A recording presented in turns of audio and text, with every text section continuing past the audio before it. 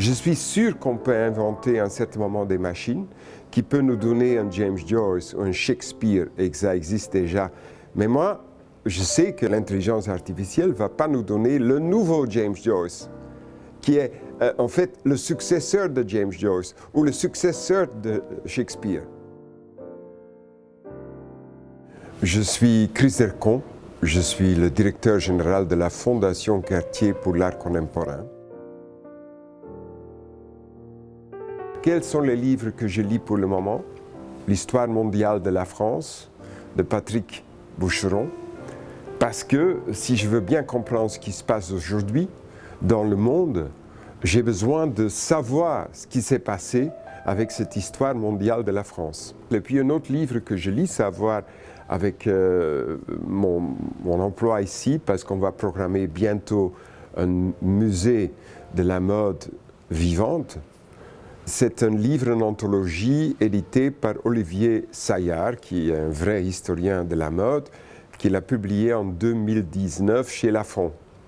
Et j'en ai besoin parce que je veux savoir ce que ce monsieur Saillard, qui va présenter la mode à la Fondation Cartier pour l'art contemporain, ce qu'il a lu avant, et ce qu'il souhaite que moi je lis aussi.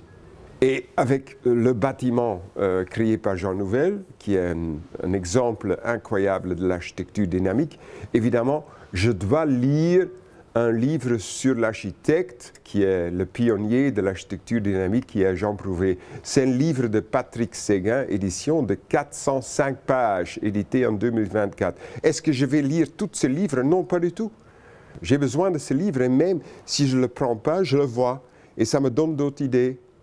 Moi, j'aime bien combiner, depuis longtemps, des textes écrits avec des images. Et j'aime bien comparer, parce que pour moi, c'est comme un atlas. Et les meilleurs livres, pour moi, ce sont des atlas. Maintenant, vous devez me demander, est-ce que vous ne lisez pas la fiction et des romans? Eh bien, pour le moment, non. Parce que j'en ai pas vraiment besoin. Je ne dis pas que ce n'est pas nécessaire, mais personnellement, j'ai besoin d'autre chose. Et ce besoin est exprimé dans ma bibliothèque, mais aussi la bibliothèque de la Fondation Cartier pour l'art contemporain, la bibliothèque de l'Institut de l'histoire de l'art. Et je suis dans des bibliothèques et je ne suis pas du tout inondé par les livres. Non, mais je me sens tout à fait à l'aise, surtout par tous les livres que je n'ai pas encore lus. Si on parle des livres, je pense que la force d'un projet éditorial, c'est donc, évidemment, il faut choisir un sujet. Et il faut choisir un sujet qui peut rester aussi dans le temps. Parce qu'aujourd'hui, avec les réseaux sociaux, en fait, l'activité de lire s'est remplacée par un acte conversationnel. Et ça me fait penser à un livre que je viens de consulter. C'est un livre de Jeff Jarvis qui a parlé de la parenthèse de Gutenberg. Et il dit, Gutenberg, donc avec l'histoire de print, c'est devenu une parenthèse parce que cette parenthèse Gutenberg est remplacée par autre chose. Moi je dis c'est remplacé par une autre parenthèse qui est la parenthèse de Zuckerberg. Donc il y a Gutenberg, il y a Zuckerberg. Et ce qui fait aujourd'hui, en fait, l'idée ou bien l'importance d'un livre et de la création d'un livre ou bien la création d'un magazine, c'est qu'il faut traiter ce livre comme un objet qui prend de l'espace, mais un objet qui prend du temps. Donc, c'est ça qui est formidable pour moi parce que je suis directeur général de la Fondation Cartier pour l'art contemporain et on publie beaucoup de livres. Et chaque fois, j'y pense, est-ce que ce livre va rester avec le temps? Un livre-objet qui prend de l'espace, oui, parce que c'est ça qu'on voit sur les étagères, mais ça doit être aussi un livre qui prend du temps. Et prendre du temps, ça veut dire qu'il peut rester dans le temps et qui change avec le temps. Parce que, sans doute, aujourd'hui, j'ai une autre raison pour lire Patrick Boucheron, l'histoire mondiale de la France, en 2026, qu'en 2018. Et donc, c'est ça qui est formidable. Ça, c'est donc cette idée de miracle temporel, en fait. Et est-ce que je peux lire tous ces livres que j'ai décidé de publier? Sans doute pas. Mais cet acte, cette décision de présenter un livre et de le présenter dans le monde, ça c'est quelque chose de formidable. Parce que c'est à vous de décider si vous allez lire le livre ou pas. C'est à vous de décider si vous allez emprunter ce livre dans une bibliothèque. C'est à vous de décider si vous voulez acheter ce livre ou pas. Un livre qui n'est pas lu n'existe pas. Mais il y a plusieurs façons de lire des livres. On peut même lire des livres si on ne les lit pas. Et ça, c'est cette fameuse idée que, en fait, tous les livres qu'on n'a pas encore lus, ça représente quand même la connaissance. Mais je veux être confronté avec ces livres tout le temps. C'est pour ça que chez moi, ma bibliothèque privée, ça compte. Je regarde, je change des livres, je change les catégories. J'ai un choix complètement idiosyncratique qui marche uniquement pour moi et qui est basé aussi sur cette idée de serendipity, ça veut dire sérendipité. Je trouve toujours ce que je ne cherche pas. Et c'est comme ça que quand je décide de faire un livre, d'écrire pour un livre, c'est à ça que je pense aussi. L'intelligence artificielle, c'est d'abord quelque chose qui n'est pas une motivation. Ça veut dire que si je parle avec vous d'un certain livre ou avec des collègues ici à la Fondation, il y a une motivation. Si je pose une question à un libraire, il y a une motivation. Mais ces machines de l'intelligence artificielle, ils ne posent pas des questions motivées. C'est toi qui poses des questions. Et je reconnais que l'intelligence artificielle, c'est un moteur d'accélération, ça peut nous aider, mais c'est toujours de la littérature secondaire. La littérature secondaire, parce que donc c'est pas du tout motivé, ni c'est une littérature primaire.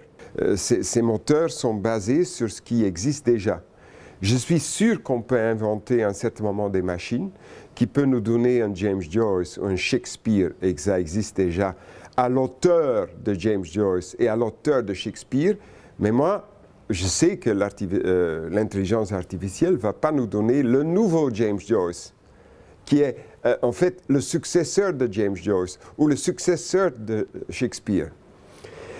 Et puis, bon, on est confronté avec tellement des erreurs. Et ça peut être un projet de création que j'ai dans ma tête. Il faut se demander d'où viennent ces erreurs.